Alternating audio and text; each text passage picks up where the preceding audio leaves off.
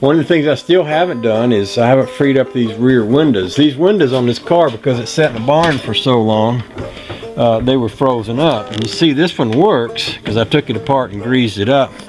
These back here, they're still frozen.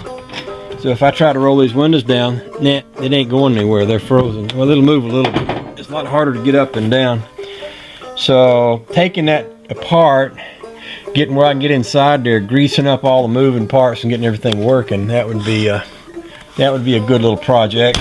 And getting these windows where they slide back and forward, because actually on this car, I think it's this window. You can see there's a little bit of a track here. So this window slides back, which allows you to get a little air to come in the front and out the back. I don't think that window moves, but this one does. And same on the other side. So, okay.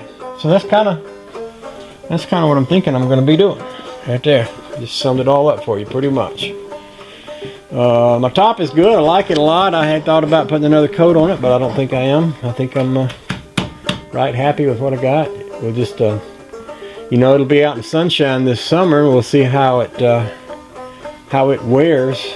You know, whether the sun causes that rubber to shrink and expand, and if it all cracks up and falls off of there, or what's going to happen. A lot of people have said they don't mind the looks of it too bad. They're a little curious about how it's going to wear. So this summer we'll try to get it out and get it around and give it an opportunity to do whatever it's going to do. But what I have accomplished here is my roof don't leak anymore. That hole in that fender don't leak anymore. I don't think I've got any holes in the car where water runs into it at this point, unless you count a spot like that, which needs to be fixed on that. But I mean, you know, no holes in the fenders and things like that. Now, I was looking at this fender the other day. This fender here is in pretty good shape. This one over here's got a good bit of Bondo, and I saw somewhere, maybe it was on Max Auto Parts, where you can buy a new rear fender section or a half fender section. And I'm, depending on what I find when I pull that apart, I might consider whether it makes sense to try to do something like that or just to patch this one.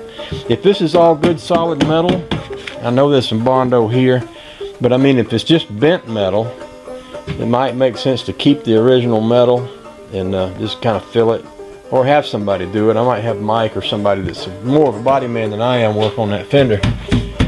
And of course, another thing I've thought about a lot is you know, a patina or fresh paint. A lot of people say, oh, I love the patina, you ought to keep it. On the other hand, that pretty blue and white looks so nice. So I get to think about what I'd like to do. Somebody suggested scrubbing this down with some CRL, CRC, some kind of stuff, and a Brillo pad. I think maybe Cutworm suggested that, so I might try that just to see what it looks like if I scrape a layer of rust off of it. We'll see.